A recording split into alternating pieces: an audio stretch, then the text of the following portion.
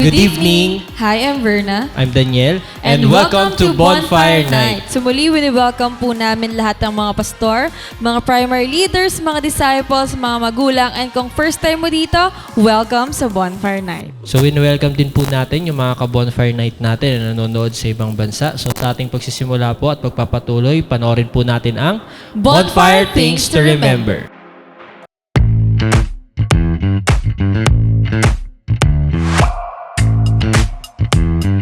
Here are your bonfire things to remember. Bring your notebook, Bible, and ballpen. Open your heart to the message. Hashtag Puspus Yarn. No unnecessary activities while watching. Hashtag multitasker. Wag ganon. Focus on the message through our speakers. No? Kasi kung makikita natin, ang gaganda ng promise. Ang gaganda ng Hashtag promise. focus ka lang. Invite and tag your friends. Be a blessing. Hashtag friendship goals. Engage by sharing your thoughts and leave comments below. Respond to the message and take action. Oh, huwag kalimutan mga ka-bonfire ha. Paalam!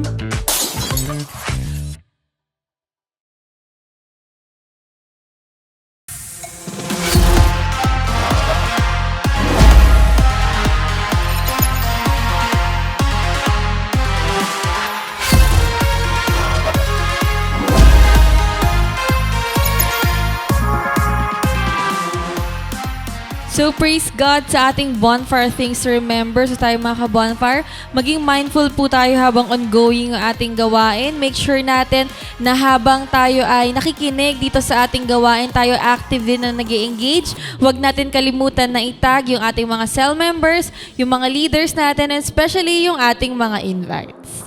Amen to that. And sa atin pong pagpapatuloy ng gawain po natin. So ngayon dadako tayo sa pagpupuri sa ating Panginoon. So ready our hearts and our minds to set the atmosphere ng ating gawain ngayong gabi. So samahan po natin ang ating CGS worship team.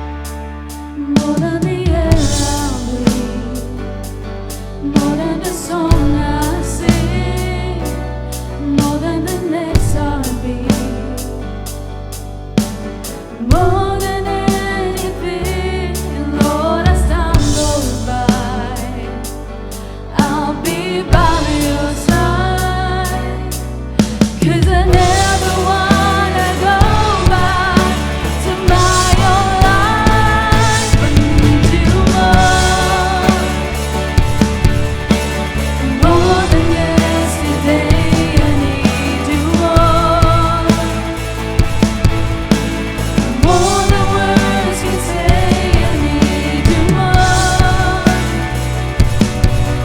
than ever before. I need you, Lord. I need you, Lord. I need you more. More than yesterday, I need you more. More than words can say, I need you more, God, than ever before. I need you, Lord. I need you, Lord. We give you the highest praise. We give you the highest praise. We give you the highest praise. We give you the highest praise. We give you the highest praise. We give you the highest praise. We give you the highest praise. We give you the highest praise. We give you the highest praise. We give you the highest praise. We give you the highest praise. We give you the highest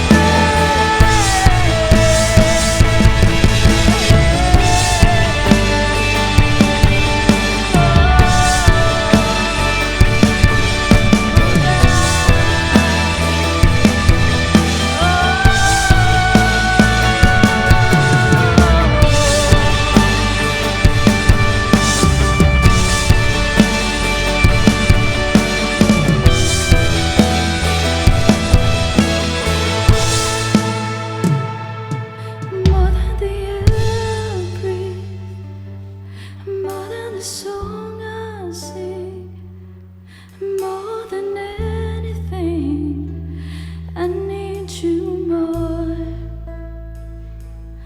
More than the air I breathe, more than the song I sing, more than anything, I need you more.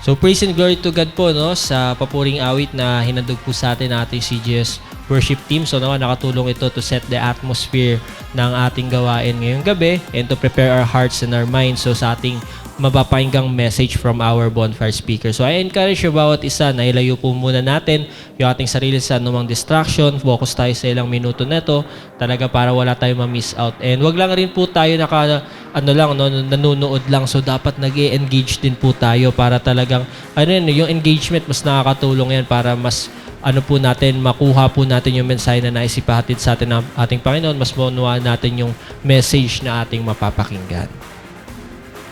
So for our speaker for tonight, so she is one of the Primary 12 at CGS Las Piñas, a leader of leaders, part of media and worship team, a life class teacher, and a professional. Let's welcome Tracy Lois Sim.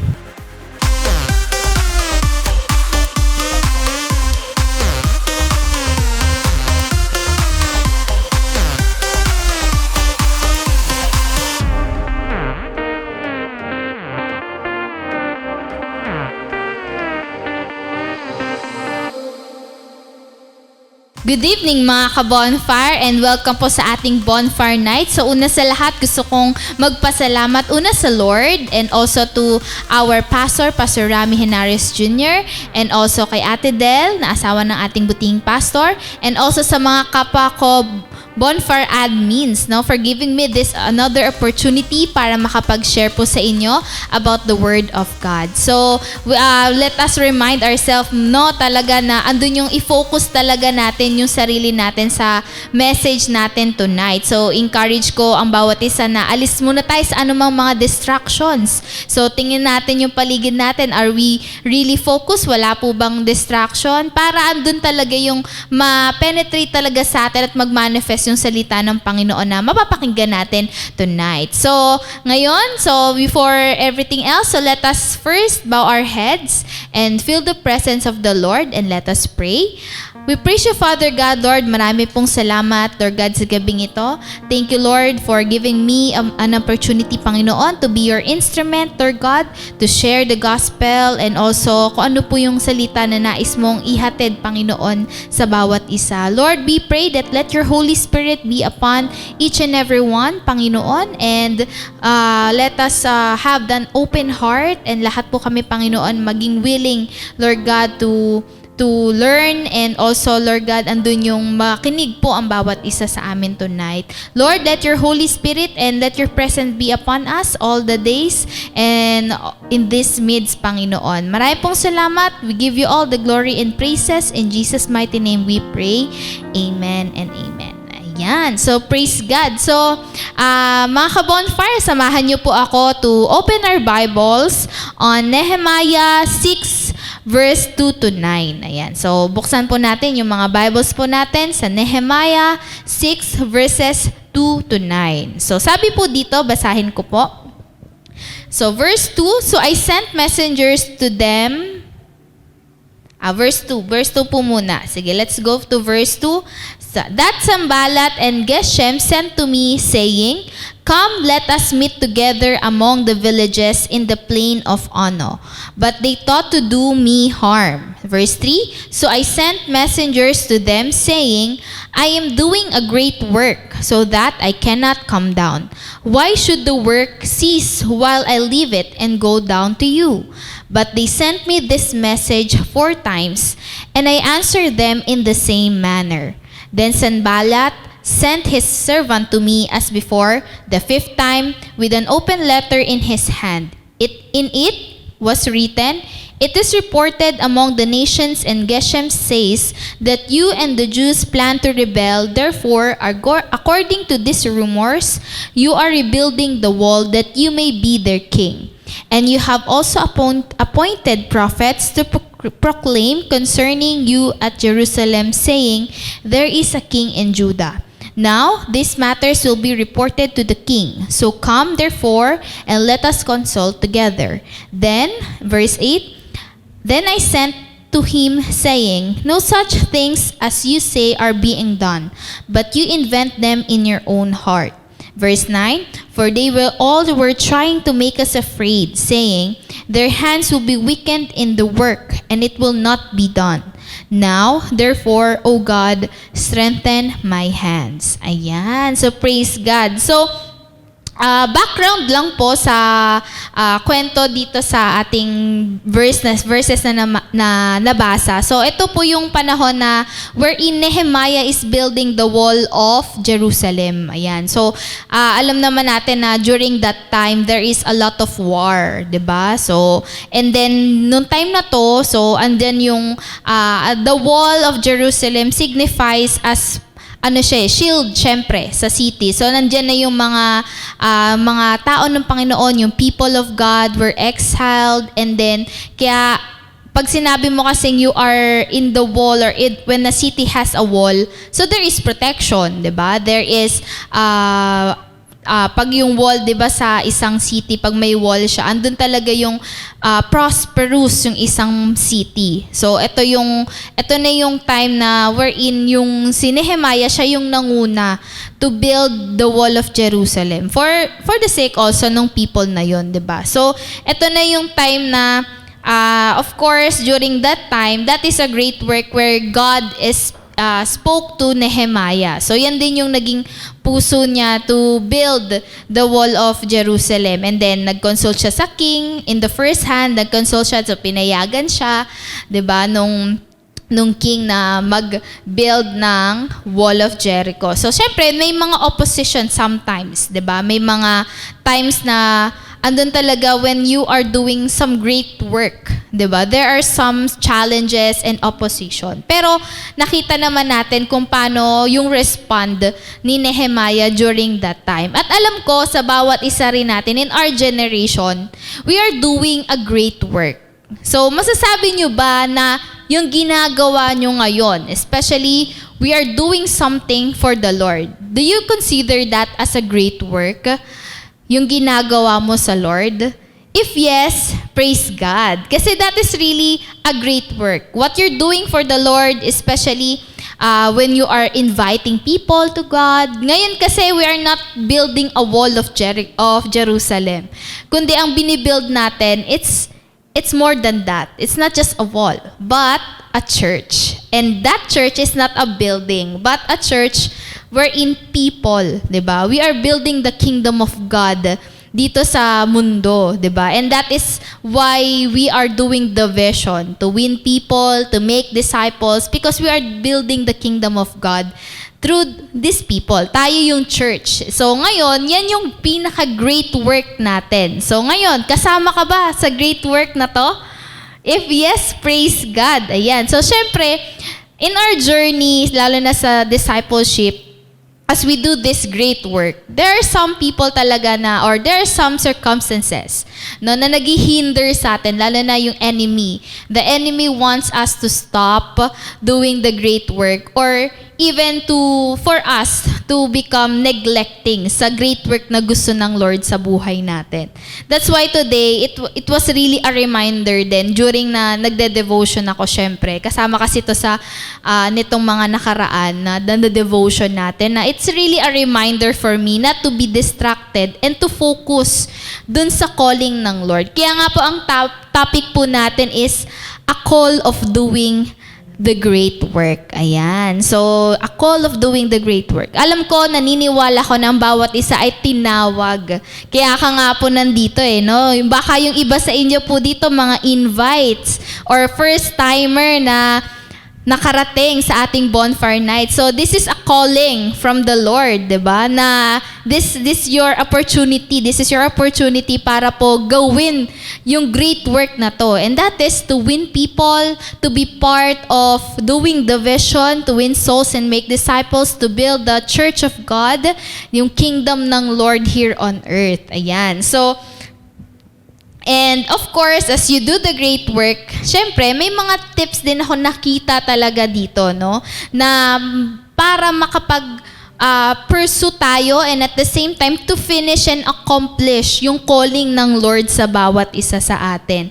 So, ngayon, like what I said, now as we are called to do the great work, so, may mga challenges today, di ba? Today kasi, before, sa time nila Nehemiah, there is war, there are oppositions. Yan yung mga yan yung mga hindrances to finish the building or in building the great work. Pero ngayon, in our generation, meron pa rin. May mga opposition, di ba? May mga distraction, di ba?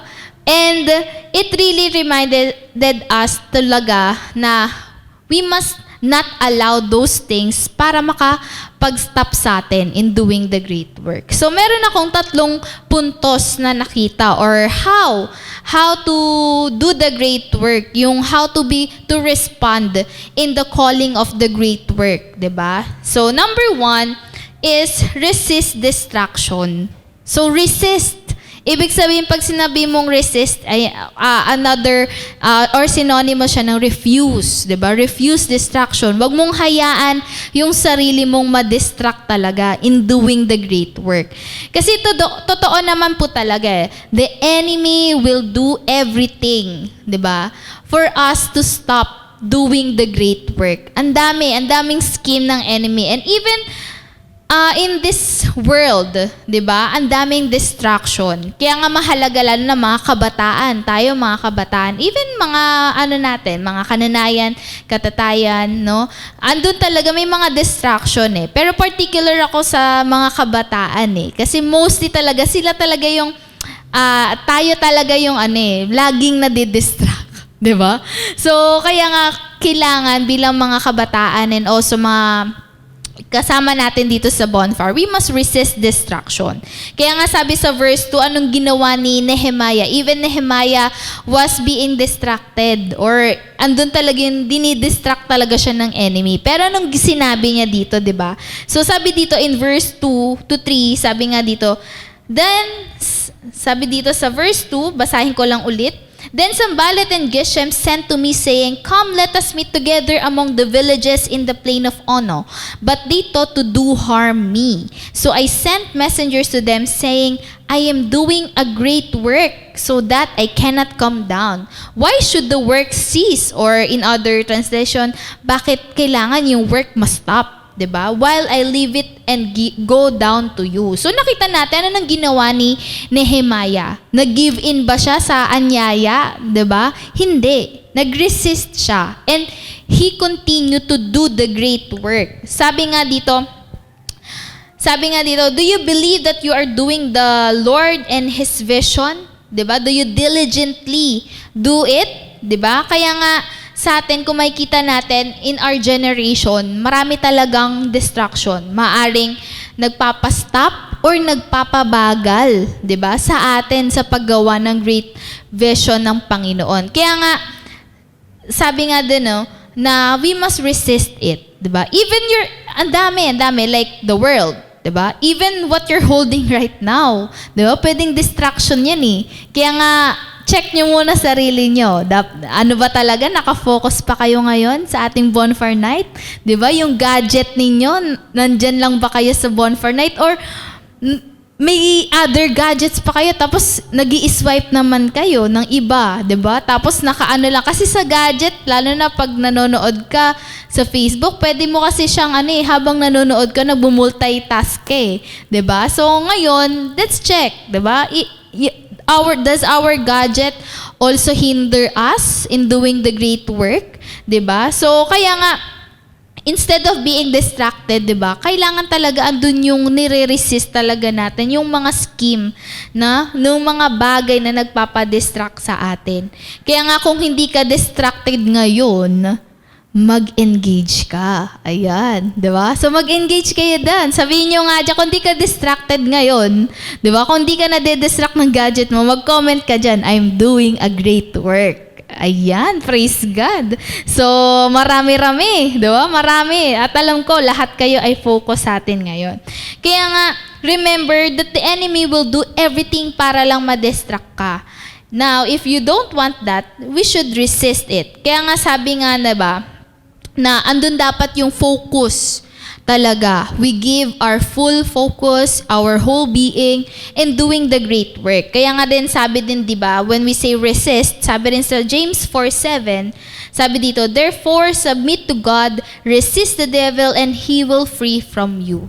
Tandaan nyo, kapag andun nakita talaga ng enemy or even yourself, nakita mo yung sarili mo na you are really focused, di ba? Si Lord din mismo ang tutulong sa'yo, di ba? To resist it. Si Lord din mismo, when you are submitted to God, kaya nga nung nakaraang Friday, di ba, ang topic natin, submission, di ba? We must really fully submit and surrender to our God. Kasi ito talaga yung makakatulong po sa atin to fight those distraction. Para andun talaga yung smooth sailing tayo dun sa flow ng gusto ng Lord sa buhay natin. Especially in doing the vision or in doing the great work. And once we resist it, 'di ba? Sabi nga dito sa James 4:7, 'di ba? The devil will flee, 'di ba? Aalis ang kaaway, 'di ba? Hindi ka na niya kukulitin kasi alam niya, ay firm to, focus to, mahirap to, 'di ba? So hindi ka niya kukulitin pa, 'di ba? Kaya resist distraction. Then pangalawa, sabi dito, 'di ba? In verse 9, 'di ba? As you resist the distraction, you must also seek God. 'Di ba? Kasi tandaan natin na hindi natin makakayanan to kung hindi rin tayo, hindi natin kasama ang ating Panginoon. Kaya nga, we need to ask and seek for God's strength as we do the great work. Kaya nga sabi nga, di ba, sa verse 9, like Nehemiah, di ba, ang daming opposition.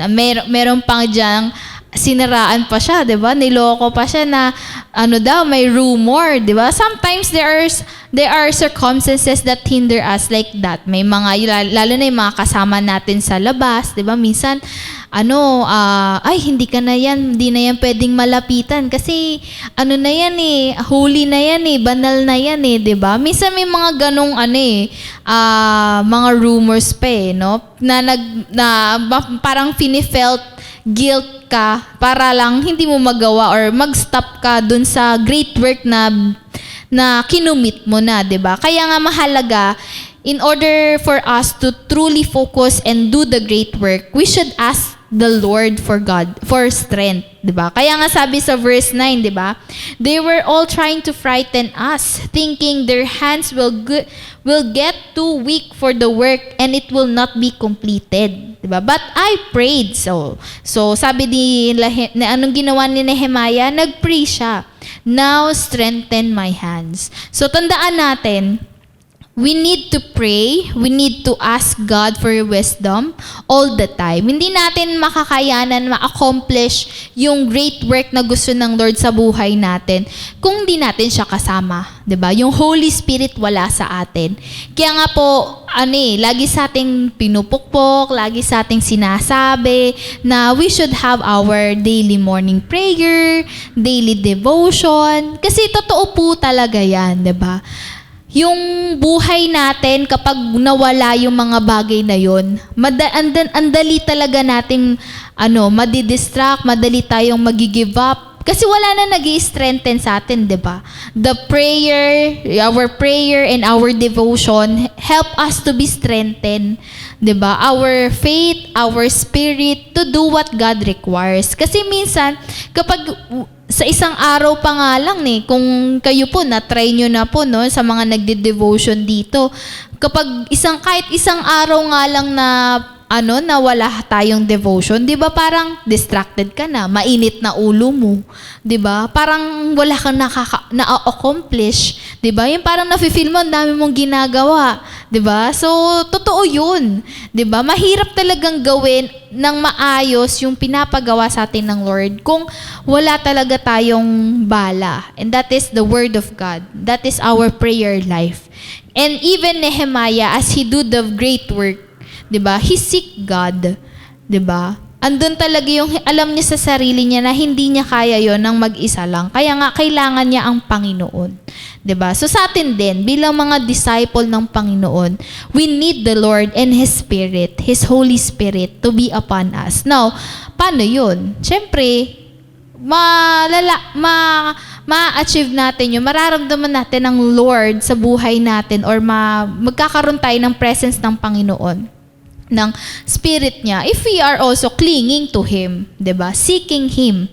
So, hindi mo naman masisik ang Lord sa ibang bagay sa gadget mo lang solely, 'di ba? Tas wala pang Bible yung gadget mo. Hindi mo ang Spirit ng Lord, 'di ba? Ang makukuha mo at mararamdaman mo yan kapag ikaw mismo you seek Him through prayer and His Word, 'di ba? Through your devotion, 'di ba? Yan nga yung lagi ko ring sinishare sa mga alaga ko na as we share the gospel, as we do the cell group, 'di ba? Mahalaga na may pagsama po talaga ng banal na espiritu kasi mahirap mag-share kung wala na sa iyo ang Lord. Kung hindi na yung Holy Spirit niya ang nagma-manifest sa buhay natin, 'di ba? So we need to seek God, 'di ba? Through prayer and devotion. And we are able to persevere and finish to the end, 'di ba?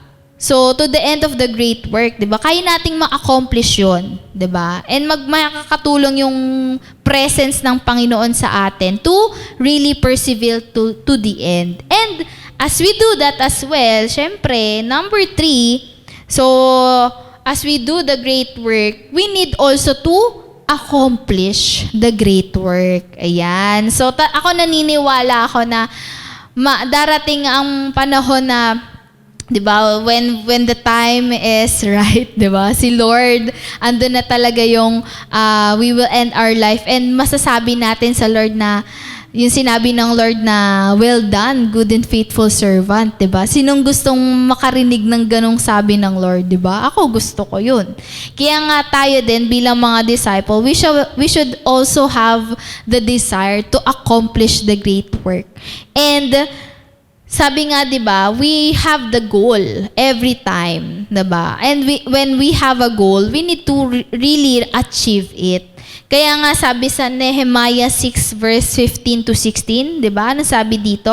So the wall was completed on the 25th of Elul in 52 days. When all enemies heard about this, all the surrounding nations were afraid and lost their self-confidence because they realized that this work had been done with the help of our God. O, diba? So, imagine niyo, diba?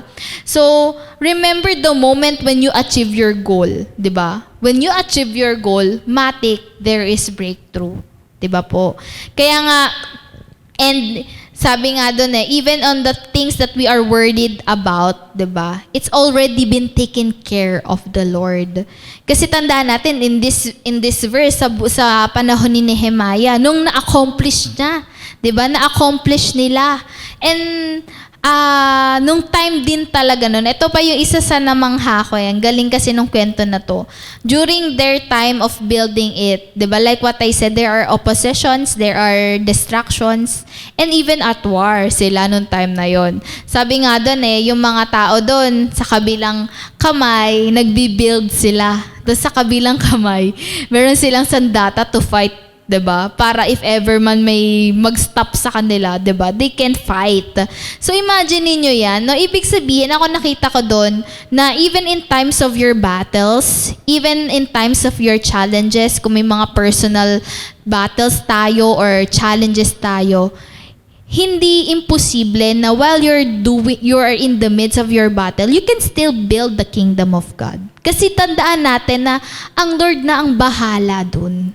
'Di ba? Ako personally, as I do nag-start kasi ako, syempre, mga youth, like high school, ako nag-start ng ministry, 'di ba? Ako ngayong nagtatrabaho, hindi naman yun all throughout those years, bed of roses na walang nangyaring problem, di ako nakaranas ng mga adversaries, 'di ba? Hindi, naranasan ko rin yun. Pero one thing I'm confident about is that the Lord is with me and He takes care of me, 'di ba? At kahit na alam ko rin may mga kasamahan din naman ako na kahit na may mga personal problem sila, challenge sa personal life nila, pero nandito pa rin sila, 'di ba? To serve the Lord, to do the great work, 'di ba? At minsan pa nga yung mga taong 'yon, hinahangaan ko sila kasi kahit na may malaki silang mga problema, 'di ba? Kung para sa akin malaki yung problem nila, pero andun yung lumalago pa rin sila. Andun yung nagiging multiplier at fruitful pa rin sila sa kung ano yung binigay na task sa kanila ng Panginoon. And kaya rin natin yun. Tayo rin. If we just do and have the desire to accomplish the great work, the Lord will take care of our personal things. And minsan pa nga po habang we do the great work, the Lord will also prosper us. And minsan mamamalayan mo na lang, na-solve na yung problema ko. Kasi it is the Lord who works on it, 'di ba? Kailangan lang talaga natin focus tayo, 'di ba? Kasi alam naman ng Lord kung ano yung pinagdadaanan mo. Alam ng Lord kung hurt ka, 'di ba? Na-hurt ka, 'di ba? Alam ng Lord 'yon, 'di ba? Pero kung doon tayo magdedwell at hindi doon sa pinapagawa ng Lord, 'di ba? Naniniwala ko kung ano yung focus mo, yun yung dadami, 'di ba? So kung ang focus mo ay problema, dadami lalo ang problema mo, 'di ba? Pero kung ang focus mo is soul, doing the great work, 'di ba? God will prosper it. God will multiply it.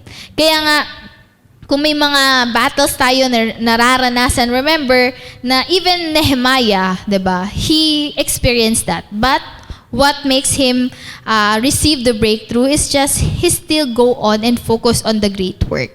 And kailangan natin yun. We need to accomplish. And once we accomplish it, breakthrough is there. So kaya nga mga disciples talaga, let us complete kasi our task. Kasi ito yung magpapa-fulfill talaga ng buhay natin. Ako personally, andun pa rin naman ako in a moment na I really, really want to accomplish. At yun yung nag-i-strengthen din sa akin na because God has anointed me, called me for this great work, I really need to accomplish. At masarap kayang sabihan ka ng Lord na well done, di ba? Pag sinabi mo kasi well done, ibig sabihin you accomplish it. Di ba? Faithful and good and faithful servant. Ayan. Kaya nga po sa conclusion natin, breakthroughs will come to true disciples who are called for a great work.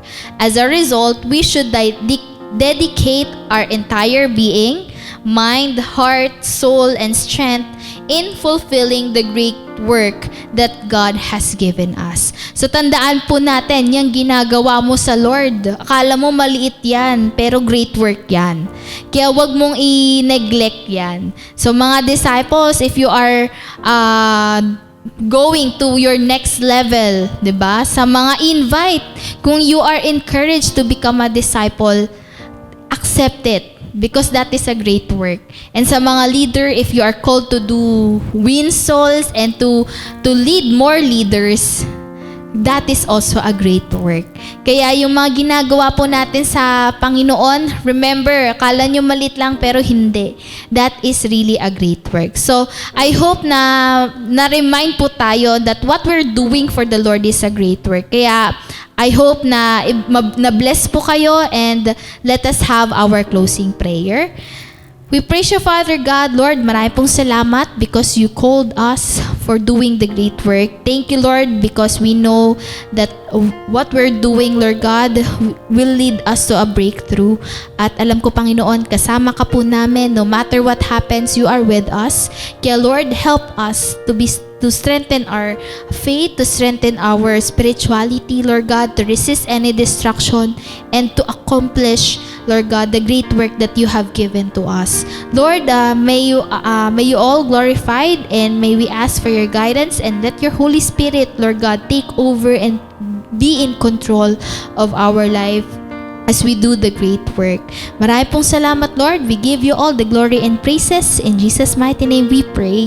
Amen and amen. So, thank you po mga ka-Bonfire, and God bless.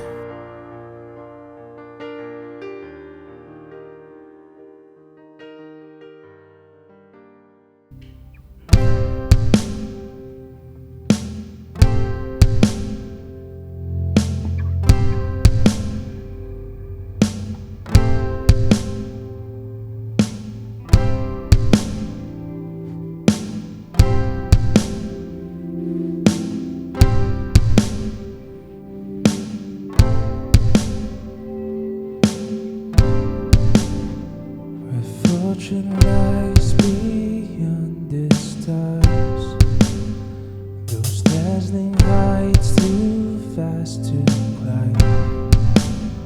I got so high to fall so far, but I found nevertheless love swept love, my heart beating, my soul beating. I found my life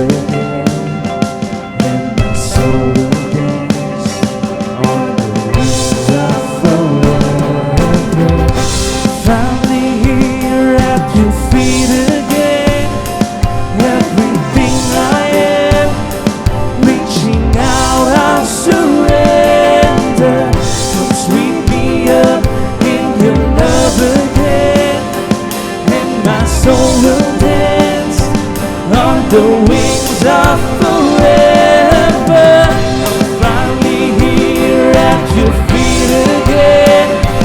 Everything I am, reaching out, I surrender. And sweep me up in your love again, and my soul will dance on the wings of forever.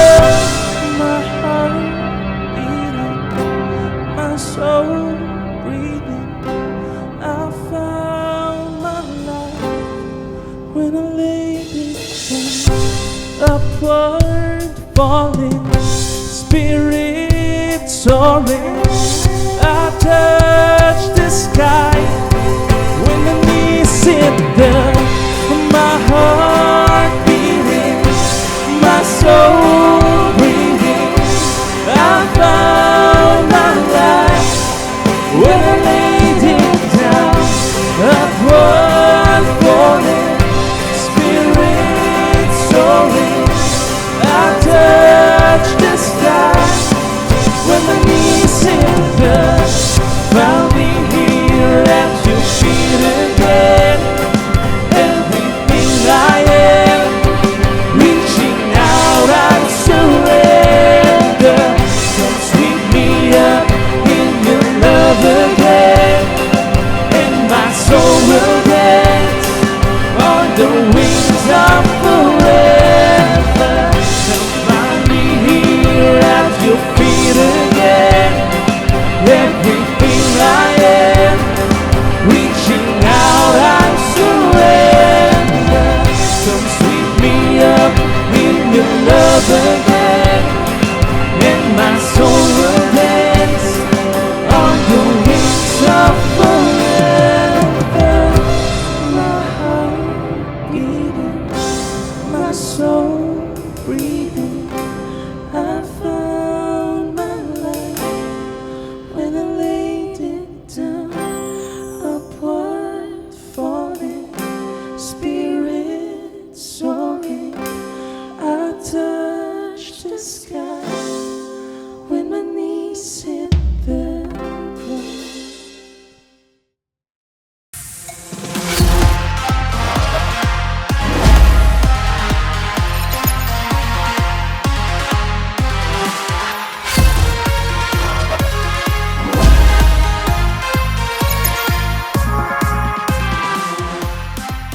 So praise and glory to God sa message po na napakinggan natin. So thank you Tracy sa paghatid ng mensahe ng Lord ngayong gabi. And I encourage you about isa po no, na nakasubaybay at sumubaybay sa message na natin ngayong gabi. No? Alam ko marami po kayo natutunan, and I encourage you about isa na i-share po ito sa ating mga social media platforms using This these hashtags.